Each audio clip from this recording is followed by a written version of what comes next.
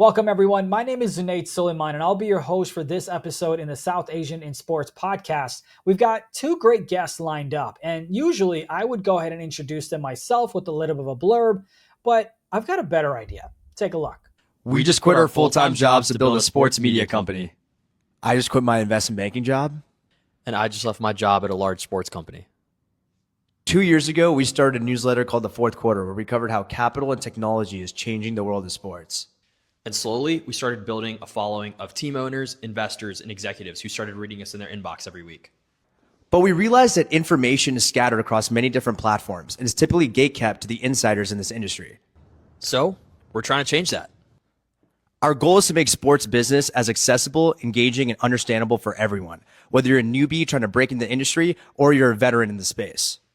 So welcome to day one of building the fourth quarter. I like the hell yeah in the back. I don't know who that was, but I like that was me. And I was like, we literally planned it too. I was like, I'm going to say hell yeah. And it's going to be pretty funny because I didn't have a mic on it too. So. Well, I hope you liked the intro, because if you didn't, then I have no one else to blame but the two of you, to be honest, on that one.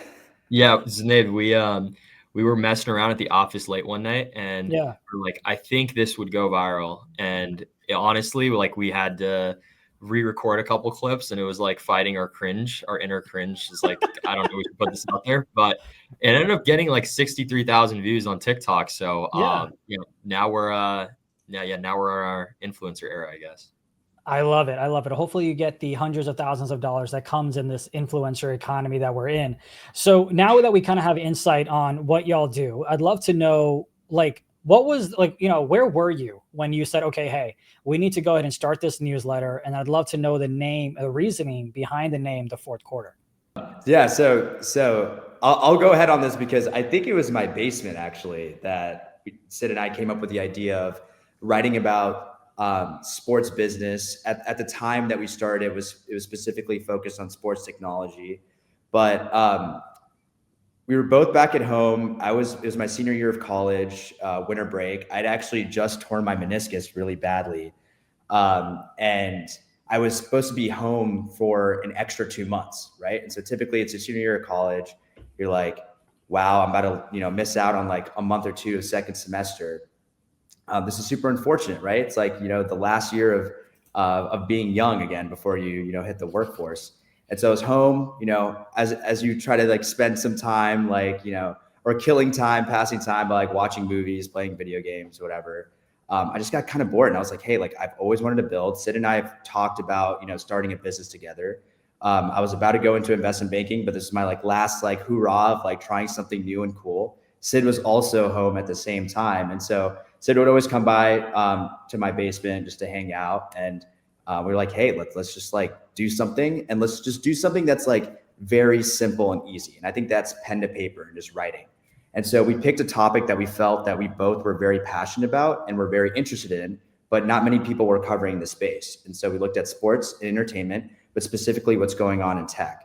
Actually, there was an event that we had at Penn with like my group of friends where we would like have a bunch of buddies come over, watch sports, and we call it The Fourth Quarter. And so I was like, hey, like, why don't we just call it The Fourth Quarter? Yeah, Zunaid, like, just to fill in some gaps to what Suraj said, like, Suraj was home, like he mentioned, for his senior year, and I was actually at home a few houses down building an ed tech startup. And I was also, like, while I was doing ed tech work, I was also doing some part-time venture investing in the sports tech space. And I saw, to like get really smart on it, it was the fact that you had to be subbed to 5 or 6 different news outlets. There wasn't really any good podcast, audio, or video content. All of it was kind of written. So, and you had to be subbed to like I mentioned, 5 or 6 different things. And then the headlines, or kind of the information, was coming from a journalistic point of view. There wasn't an analyst coverage, a lot of like numbers. All of the research that I was putting together and trying to get smart on the space every week was just me internally just trying to do it for myself. And then, Suraj and I saw this opportunity to do it together, put it out there, slowly started building a following of, at first, a lot of venture capitalists in the sports, media, entertainment sectors. Then it went on to growth investors and private equity folks. We've got team owners, and then we have some execs and kind of some managers across the leagues and teams, and then has trickled to students, people earlier in their careers, college professors teaching sports management. So honestly, it's crazy. We would have never imagined it like spiraling to this, but just grateful to be doing it full time now.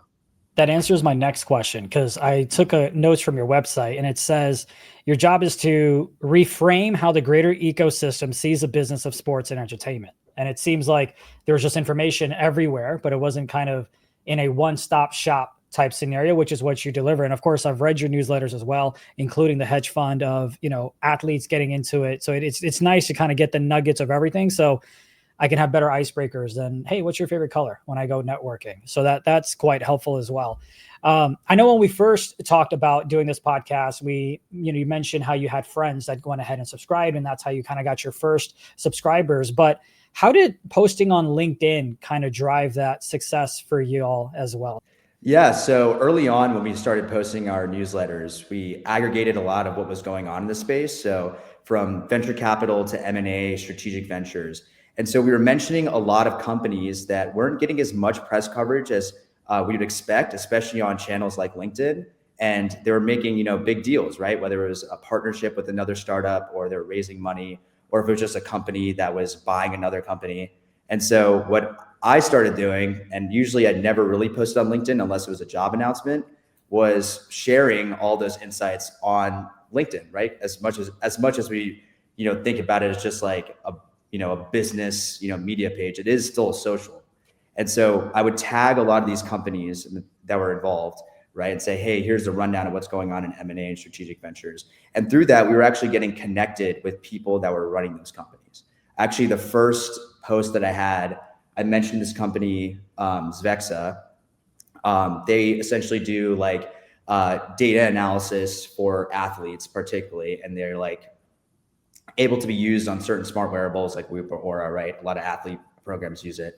I think they just recently acquired a company. We had covered it, I think, in our first newsletter. I mentioned on my LinkedIn, and actually their LinkedIn account liked my post, right? And so I was like, oh, that's interesting. Like, they like this content that I'm putting out.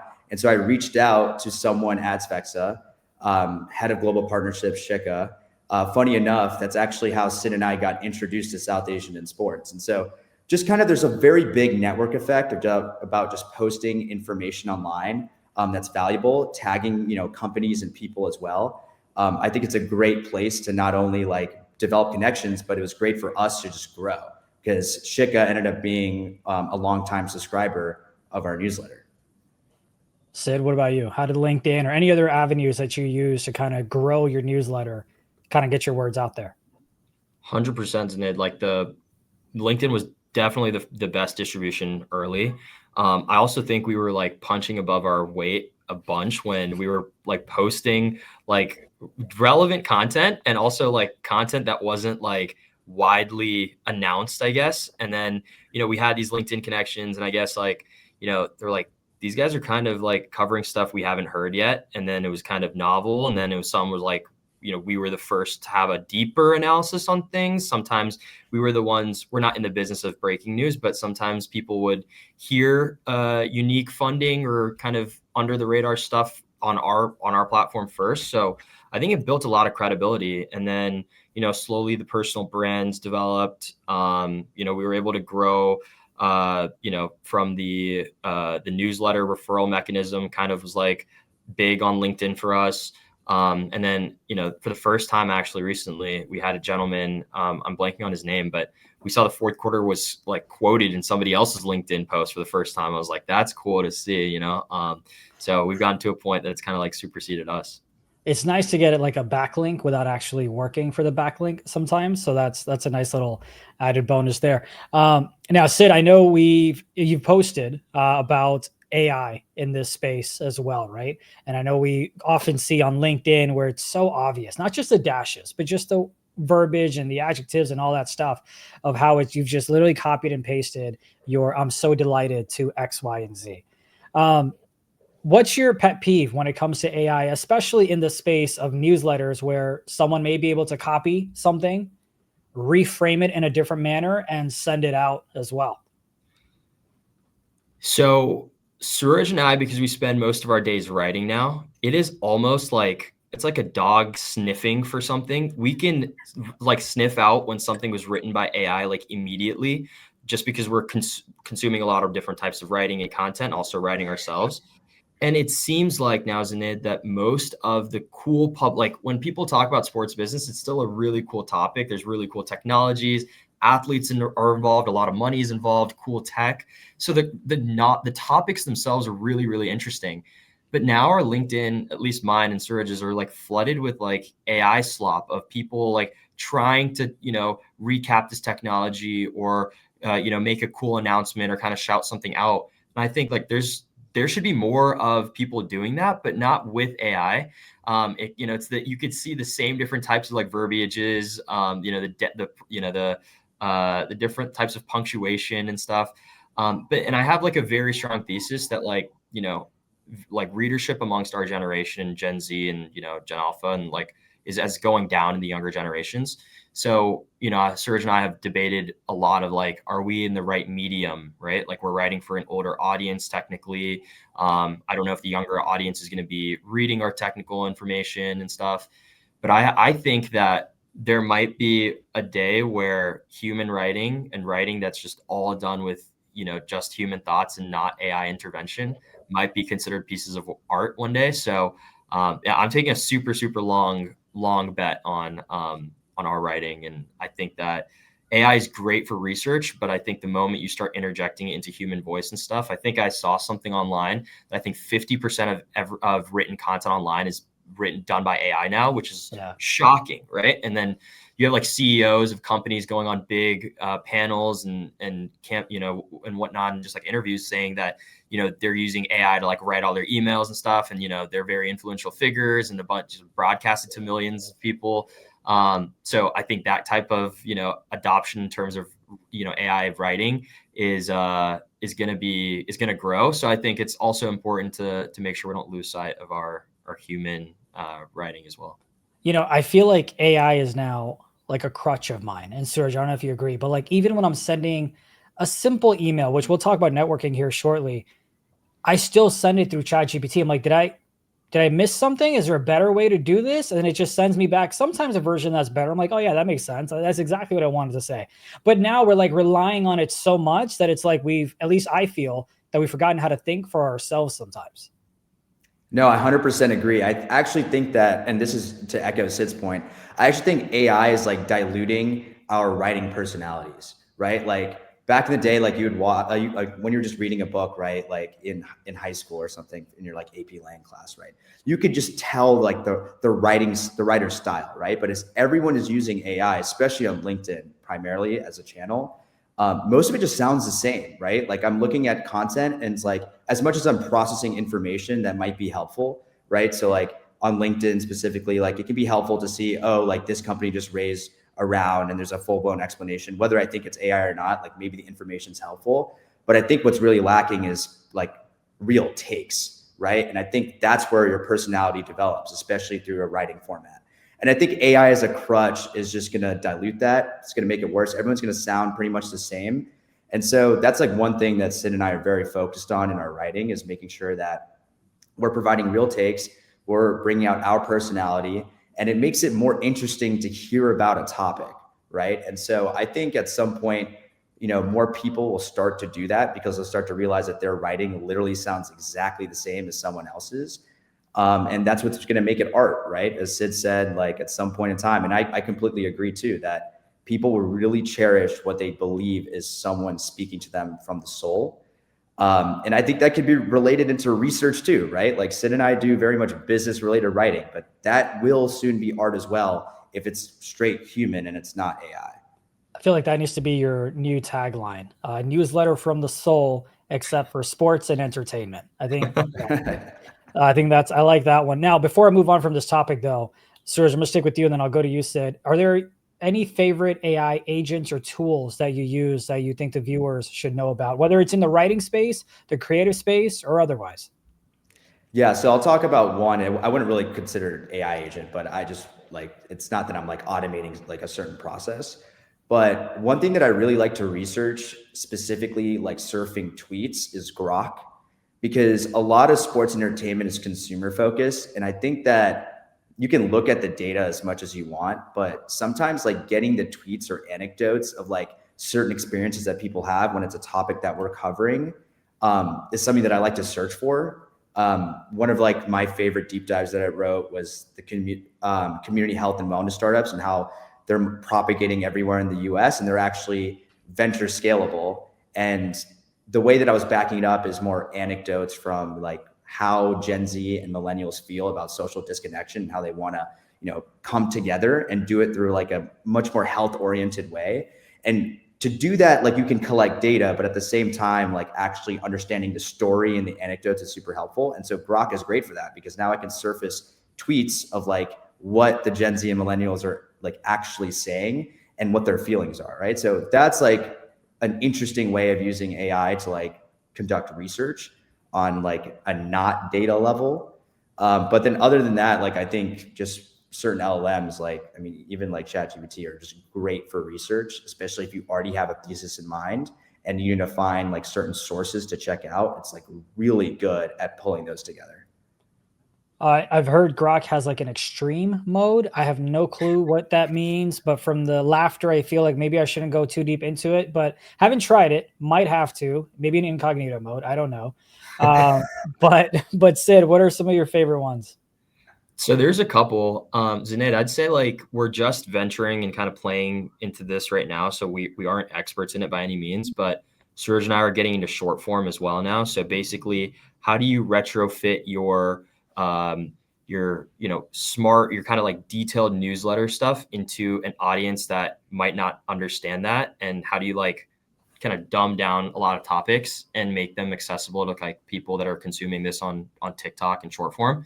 So to engage that audience, right, it's a very different type. It's like an artistic, I don't know, like video creation as well as like, having graphics and stuff that kind of keep users engaged in this short form like era. So playing around with like Sora and Nano Banana, who can, that can like, create AI generated video content.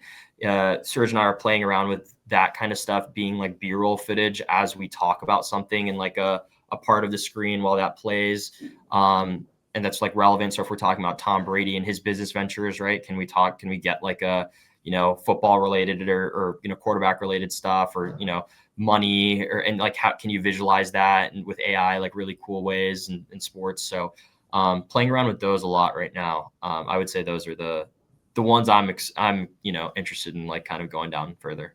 I know one of y'all's newsletter episodes or sends, I don't know what the proper term there is, was about Kalshi and prediction markets. And so with you mentioning AI, I believe, and people can fact check me in the comments, that Kalshi was the first company to have a fully AI generated commercial that aired. And so that surprised me that it took so long. And by so long, I mean, look, we've been in this AI era for about a year and a half now, give or take, but that was kind of mind blowing to me. And we'll talk about prediction markets, about the new shiny objects as well.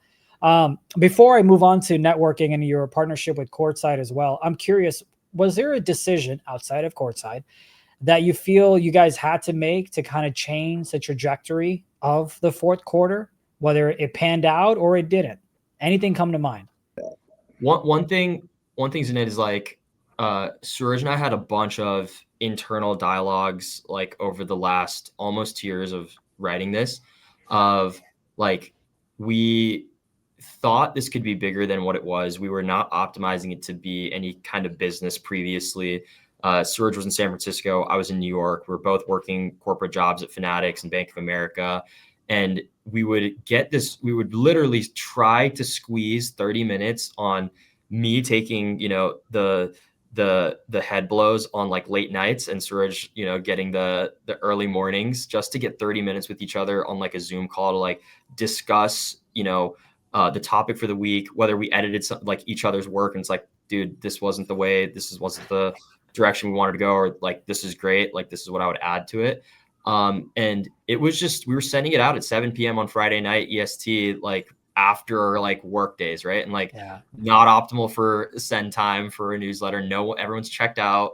But I think like we both internally were like, we need to be better organizers and communicate much better than we currently are, to like, how do we move this up? Even if we're working, we're like, we don't have the second full-time job basically trying to do this during our jobs. Like, can we communicate better and just plan better? So like, while a lot of our friends and immediate circles were like, hanging out and relaxing on, Friday night, Saturdays and Sundays, like we sacrificed a lot to make that work. And then, fortunately we had an opportunity to work with Courtside and work on this full time. And like, if anything, now it is now even more important to be as organized and punctual and communicate better than it might have been even before when we were coast to coast. I'm curious on how you two kind of work together. You mentioned a little bit about the Zoom calls. And by the way, while doing research for this podcast, I saw that you gave a tour from your view of your headquarters. And now I'm a little jealous that I didn't take you up on recording this podcast from y'all's offices, but that view is definitely spectacular outside. How do you two kind of work together in sense of like, hey, I'm going to take these topics, you take care of these topics, and you guys edit each other's work? Like, how does that workflow get finalized to what the viewer sees at the end of the day? One thing that, Sid and I pride ourselves on is I think we're very, very strong collaborators when it comes to working on writing. I think it's actually very tough for people to work together and write one piece, because you can't really split it up where it's like someone takes the first half of the write-up and then someone takes the second half. It doesn't make sense, right? Because there's a story that's being told from the first half, and like you have to understand what that story is to finish the second half, right? So it can be very difficult to collaborate on pieces. But Sid and I, like, we've been very aligned on how we see the sports entertainment industry. And actually what I love about it too is that we also have different perspectives. If you look at our backgrounds, just for an example, right? I come from a finance background, investment banking, very much numerical, quantitative. Sid comes from a more strategy focused, working at Fanatics on the fan app, also with a lot of product experience as well, doing part-time VC work as well. And so I think we both like learn from each other in that regard, but we still have very, very unique perspectives just by looking at our backgrounds. And so when we write, I think an editorial process is like the best way to go about, where right now, Sid and I mean, there's someone who's really like manning the ship on a particular write-up, right? But through the editorial process, you're able to get new perspectives, right? And so we both write pieces, but at the same time, we value each other's perspectives extremely. So it helps when you cultivate like a final product, right? And so I think that process is really good. And also to like, just to expand on that, like right now, like as we speak, Suraj and I are trying to split two different pieces of work. So while he's working on a topic, I'm also working on a separate topic, and we're building a backlog of content. So we're not like literally waiting for the week of to publish something. And if anything, when we have a backlog of content, if something relevant pops up, before we release it, that's something we can quickly add instead of rewriting an entire piece. And then, as we go forward, we're not focused on monetizing just yet. We're focused on like literally making the best product possible and increasing distribution and the amount of people that read it for the time being. And once we do turn on like hey, let's go start monetizing this, I think one of us is going to have to own product and kind of like our content output. And then one of us is going to have to focus on new business and like actually bringing in money. So all of us can eat. But for the time being, like, I think that's what we're currently doing and like what we plan to do when we get to that next stage. I won't put you on the spot and ask you who is going to lead what, because I don't know if you've had those conversations. And frankly, maybe that's a second part of the podcast when you guys can come together when you get to that. But speaking of, partnering up, obviously we got a chance to take a look into how you two work together. But let's talk about your partnership with Courtside as well. Sid, tell me about how that kind of came, where did that kind of seed get planted? How did it all kind of come together? Yeah. So the Courtside guys have been longtime readers of the fourth quarter for a while. And actually, Suraj and I were like big, I don't know if it was dopamine or like, we love to see the analytics on our pieces. So, whenever we publish something, we're like, who's opening it? How many times did they open it? Who didn't open it? Oh, like this person clicked on this many links. Like, oh, they definitely like our stuff.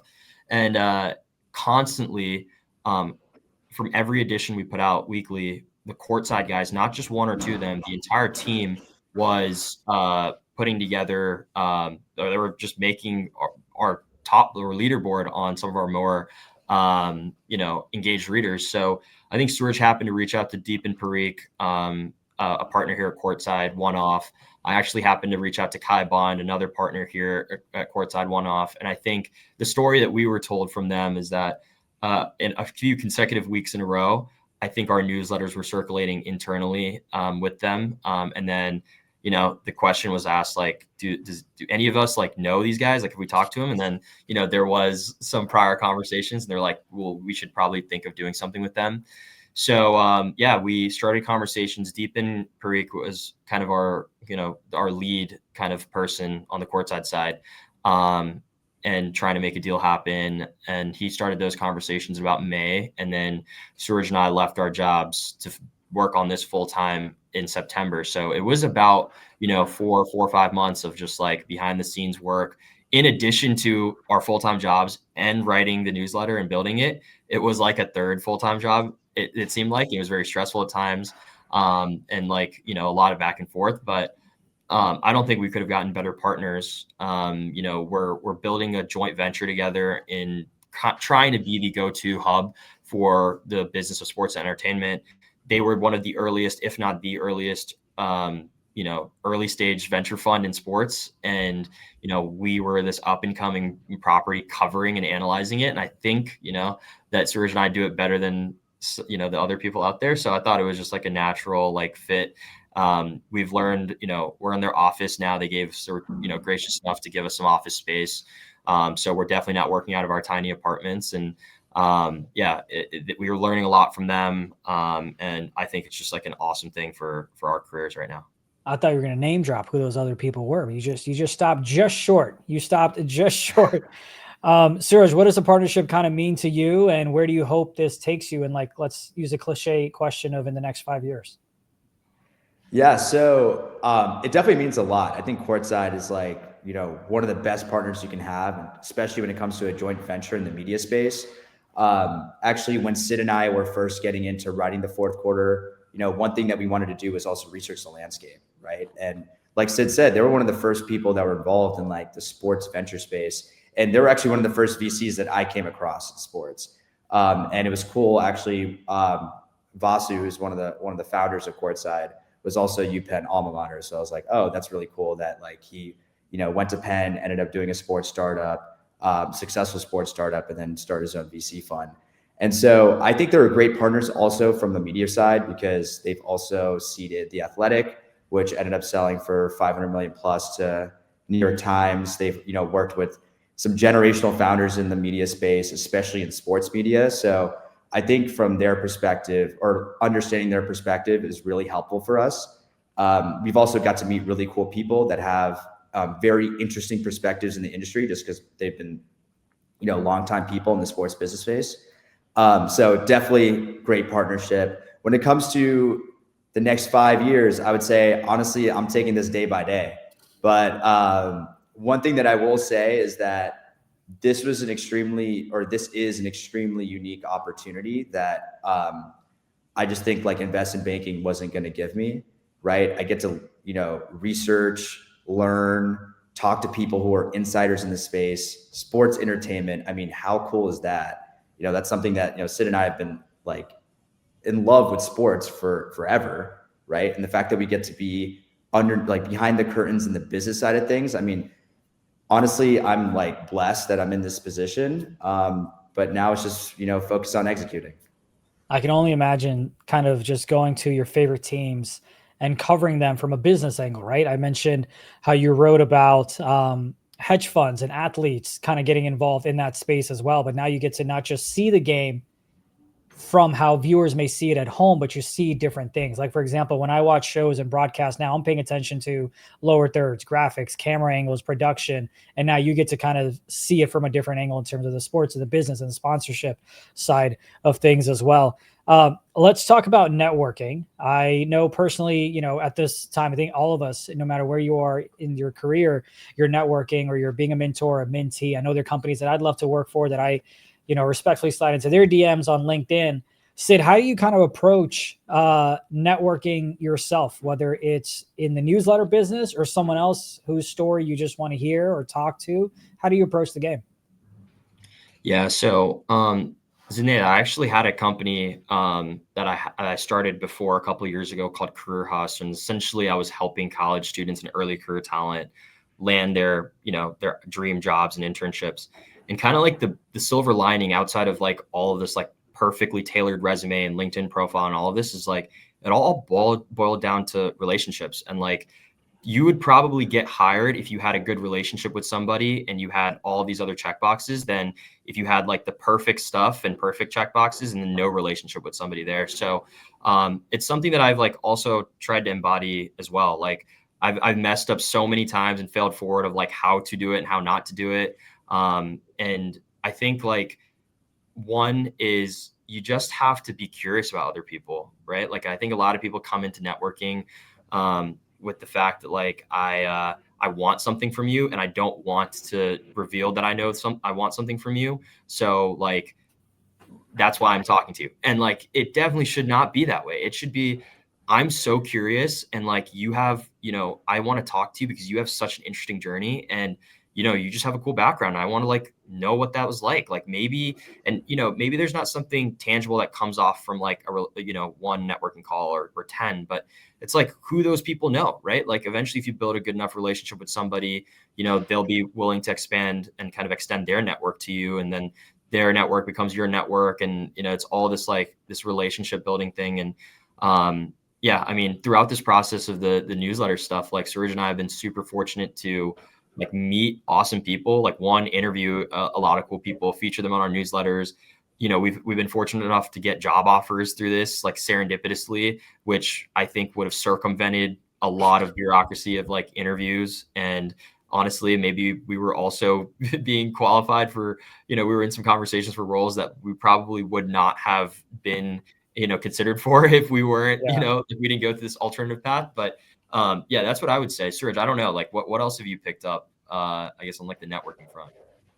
Yeah, I mean, I think the fourth quarter taught me a lot about networking and just like building relationships because we were putting ourselves in a position where we were providing value to an industry, right? And so I think that's like something that people miss upon, and that's what I think Sid hit the nail on the head here, is where a lot of people expect something from someone else when that other person accepts a meeting, right? A good example of this actually is investment banking recruiting. So, I went through the investment banking recruiting process. I was an investment banker where I was taking networking calls. And a lot of these calls felt like it was very directionless. And honestly, I empathize with them. I actually sympathize with them because I was making the same exact call, saying the exact same things as them. But it was very much like conversations that felt like very formulaic and dry, even though I'm like kind of someone who's pretty nonchalant and like, people like are a little bit, nervous and worried when they like are on some of these networking calls. But just showing genuine curiosity and asking questions that feel unique, where it's like, hey, like I actually care about your background, is something that I feel like is lacking. And at the same time, providing your own takes as well.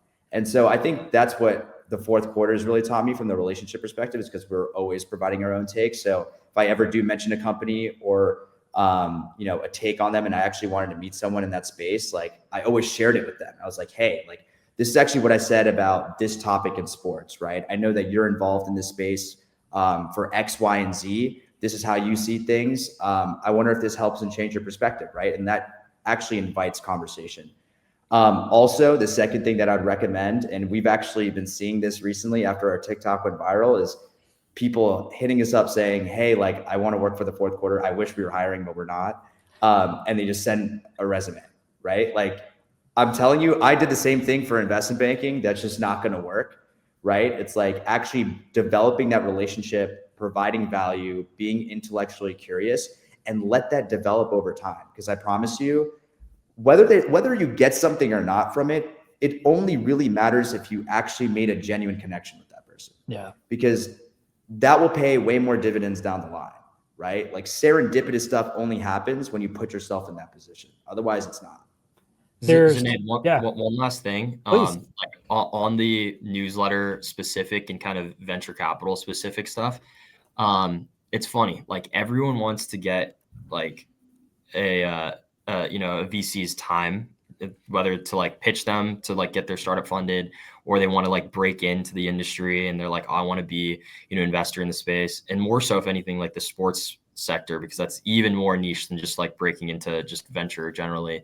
And I think the fourth quarter in itself at first was like, it was literally like a superpower for us, because we were providing value every week to these people's inboxes, right? Like traditionally, research was either self-directed for these people, these professionals in the sports space, or they genuinely had to be sub to 5 or 6 different things that were hitting their inbox. And we were aggregating everything. There was some stuff we were like removing kind of noise and kind of, we were seeing a bunch of different like hype and different topics that probably weren't like really signal and more so noise. So we were curating a lot of this stuff and providing this value to the VCs who are our primary audience at first. So yeah, like over time and just seeing our names in their inbox, I think also made some kind of familiarity when we like reached out to, chat with them. And I would also say like none of our conversations were like, hey, we want to like, we've been writing this newsletter, like we want to come work for you, or like, is there a job at your fund? And I think like that mixture of like, genuine curiosity, content and value first, and just like, I don't know, just trying to be ambitious. It was like the perfect, it just happened like in hindsight, I guess, like I guess it's easy to connect the dots in hindsight. It was just really, really helpful for us on the newsletter front. So definitely don't do it for sports, but if anyone's listening, like, and they want to break into a specific sector, like you guys, the newsletter strategy is a pretty interesting one. So, yeah. Yeah, just don't compete with us. But you should do this everywhere else, though. I think it'll work. I've got 2 good examples. One, Sid, you went ahead and sent me a post in terms of networking. I've talked to you guys once before this podcast recording, and you sent me a job listing from Fanatics, right? So that's one way of like, you show your skill set. Someone, I didn't ask you, hey, look out for something for me if you see it, but you saw something, you thought of me, you sent it. And I think that goes back what you were saying, Suraj, of like making those connections so that you just never know when the stars may align and you get something. Sid, I also, you mentioned something along the lines of provide value first. And I believe that's what you did with SAIS, because you had connected with Neha. You went ahead. Tell me that story. I don't want to tell it for you. Yeah. So Suraj earlier in this call said we were introduced to South Asian sports through Shikha Tandon, who was the global head of partnerships at Sfexa, this startup, this human performance startup, who she was in South Asian sports. And after meeting Suraj and I and reading the fourth quarter for a little bit, she was like, have you guys heard of this program? You guys should definitely be in it. You would be the perfect fit. You learn a lot, grow a network. So she actually introduced us to Neha Uberoy, the founder of the organization. And Neha, Suraj, and I hit it off immediately. I think it was a little bit of like us just being like hungry, young, and also like, how can we help? So we were the inaugural, I guess, like the first helpers of hers of like putting together a quarterly newsletter. So in parallel to our fourth quarter when we were building it out, we would also scrape the information on South Asian athletes, South Asian athlete adjacent figures like coaches and trainers, and then like South Asian sports business. So, for example, if there was like an IPL deal that was happening, we would, put all that stuff down together, and it would be kind of like a quarterly newsletter. And as we were doing that for Neha, first of all, who's like one of the best people ever, she was like, she saw that we were like just providing value. And then she was like, I want to be helpful to these kids. And she opened up her network. We met some like incredible people through her connections. We've name dropped her on times that like immediately were, the conversation might have started off a little rough and they're like, oh, Neha, okay. Like, we'll take you a little bit more seriously now. So no, yeah. I mean, it's just been like, this program has been awesome. I mean, like even us just sitting down with you and doing this, like seeing where it's come since we've started doing started helping Neha early. And then, where it's going to go. I think we're super bullish on it personally, like always going to be a part of this community and like wanting to help. And yeah, it's just, this was definitely a catalyst in my career, at least for sure. It's been really great, especially, I mean, just yesterday, we got a chance to have Adam Amin, who has been in my living room through his sports broadcasting career with the NFL and the NBA, interviewing Parag, who was involved with the 49ers at a very high level as well. So it's kind of cool to see. I always believed like, oh, we'll get there. But as I started networking with individuals such as yourself and everyone else involved in SAIS, it's like, no, we're already kind of here. It's just gonna be a little louder, but like we're here. We're already making noise. We're already making an impact as well. So that's kind of cool to see. Let's kind of talk about the shiny new object in the sports world. And that's prediction markets. You have Kalshi and Polymarket that are the two biggest ones. They've got partnerships with Major League Pickleball, NHL, Prize Picks, and all that stuff. And you guys have written newsletters about it. Suraj, I saw you place a bet about who Warner Brothers will be bought out by. So I hope that cashes for you. But tell me your take on the future of prediction markets, whatever your thoughts are on that. I'd love to hear it. Yeah. So I definitely think prediction markets are the future.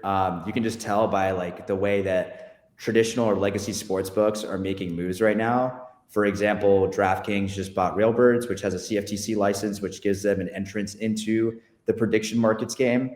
I think they realize that they need to integrate that into, their betting mechanisms. The main reason is because one, it's access to bet, like essentially making bets or predictions outside of just sports, which is huge, right? Like, during the mayoral race, right? Like when we were walking around New York City, you'd see a bunch of Kalshi billboards of, who's going to win the mayoral race. Is it Zoran or is it Cuomo? Right. So then you just see the odds always like, moving, whatever.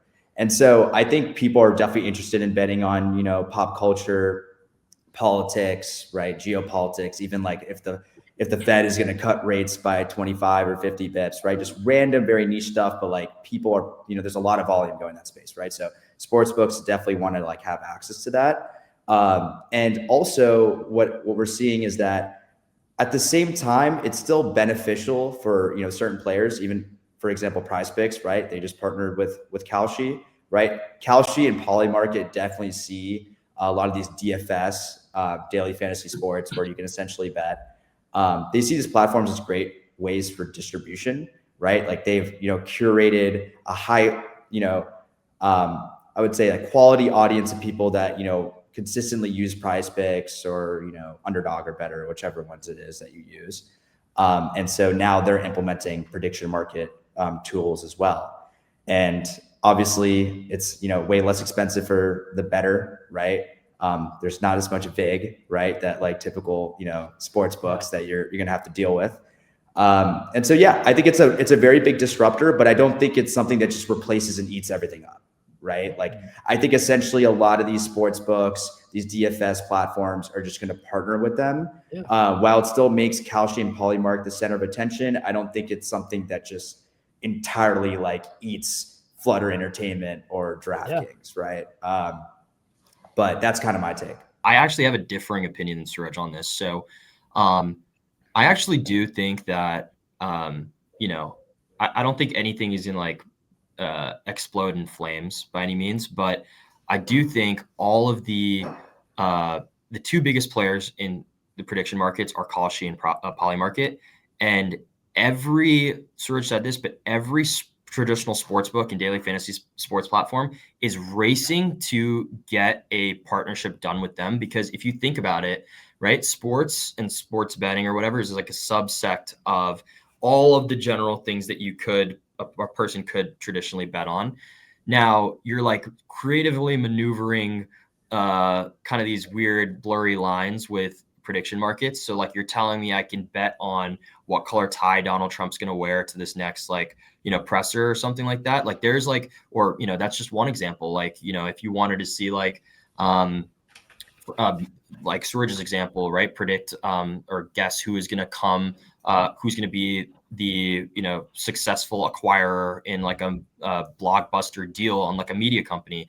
There's like so many other things that you can or people are like wagering on. I don't know if wagering is even the right word. It's like predicting on, probably is the right terminology. But yeah, like I think that is going to just like it's going to be the biggest thing. I think it might be bigger than sports betting. that's what I think it might happen in our space. And just to add on what Sid's saying, I think it's also, as much as people are rushing to partner with Kalshi and Polymarket, I think Kalshi and Polymarket are also interested in, I think they are looking at certain partnerships differently. Like if you go on Kalshi's platform, right, it can be a little bit overwhelming, right? There's literally any contract I can bet on, right?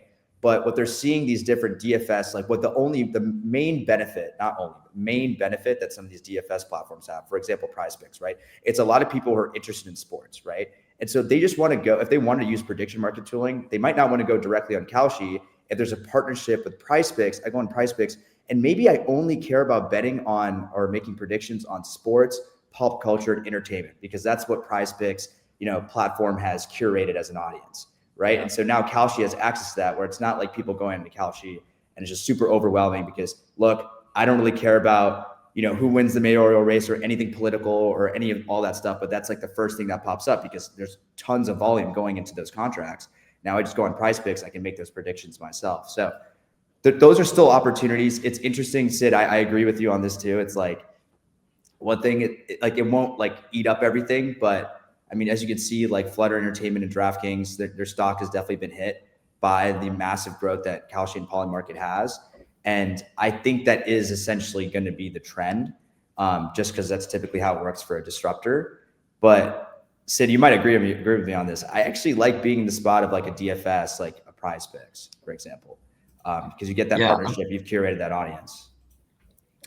Yeah, I think it's also interesting to see the Polymarket versus Kalshi kind of race, right? Like, like they're literally, all these deals are getting announced by one or the other, but it's also like, Suraj and I have been fortunate enough to speak to some people, that are doing some of these deals. And it's like, a lot of it is like exclusivity, right? Like the fact that like if we're doing something with Kalshi, we can't speak to every deal, but some of the hearings that we're hearing is like, if you do a deal with Kalshi, it's like you're not going to go do that with Polymarket, right? And like these big prediction markets are now chasing these contracts and deals to be exclusive with certain entities. So it's like it's literally like a race right now. It's honestly like really interesting to see from like the sidelines. For me, I have been confused many times in my life, but the two latest times that I've been confused is when I saw Kalshi post that they were partnered with the NHL. Then 2 days later, I saw Polymarket tweet that they were partnered with the NHL. And I was like, okay, I know I wasn't great at academics. Did I mess something up? I let it go. Then just yesterday, you had Kalshi that mentioned, I think it was Polymarket first, that mentioned they partnered up with Prize Picks 2 days ago, right? We're recording on the 14th, 2 days ago. Then today you have Kalshi that said they partnered up with Prize Picks. And I'm like, okay, I know I'm not an idiot. What is happening? And I did a little bit of research on it. It turns out it's because Kalshi is in the US. So they have some type of contracts and whatever back end nerdy stuff that they're allowed to do. Polymarket isn't just yet, whatever the case is. But it kind of goes back to that older brother, big brother, Uber, Lyft, whatever examples you want to use to compare them. But it is fascinating. And to your point, Suraj, of like, DraftKings, yes, their stock has definitely taken a hit. But they're also now partnered up. It was funny. Their earnings, their CEO said, oh, we're not worried about it. Then they went ahead and partnered up to get into the predictive space. Flutter, AKA parent company of FanDuel, has done similar things as well and worked with CME and all those things. So it'll truly be fascinating to see how it goes. And you had Howard, who's a CEO of StockTwits, mention that we're like in this degenerate economy, for better or for worse, you decide.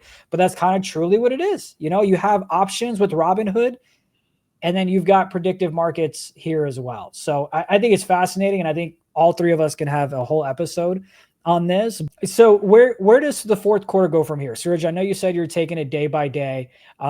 Any final thoughts that you were kind of hoping to convey to the viewers, whether it's about the fourth quarter, the newsletter space, or anything from you? And then Sid, we'll go to you. Yeah. So, I mean, I would say my final thoughts, honestly, I don't even want to make it about the fourth quarter because I know our audience is primarily, South Asian sports. And I want to honestly give a shout out to South Asian sports.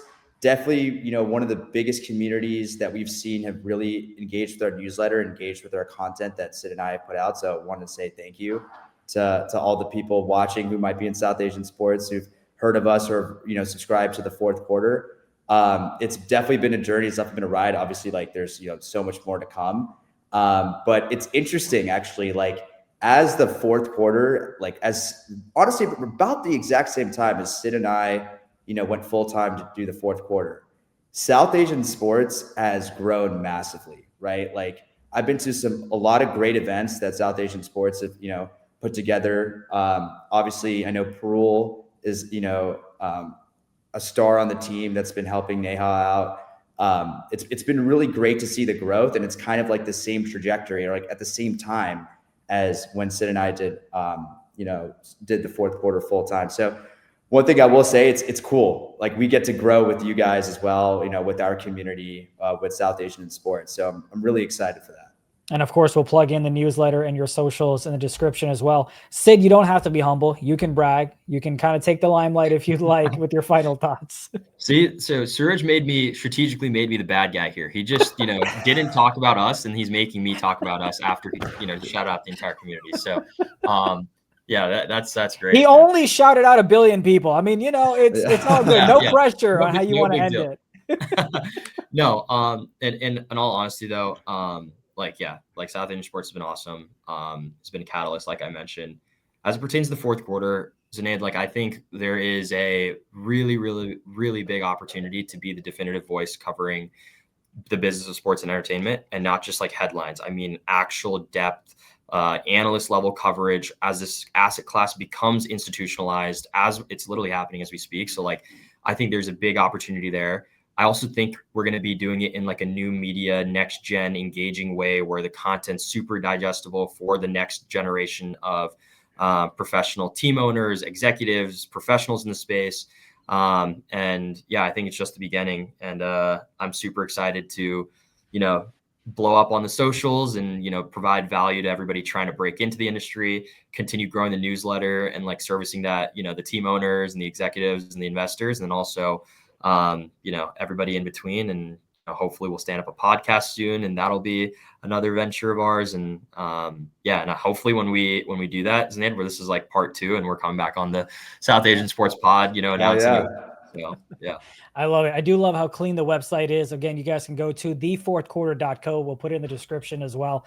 And I look forward to not just reading your newsletters, but more TikToks. I think that'll be fun. I think that'll be great. But appreciate both of y'all's time. I know it's a Friday night, and I appreciate your time. Thank you, Zunaid. Appreciate you, Zunaid. Absolutely. Talk to y'all soon. Bye-bye.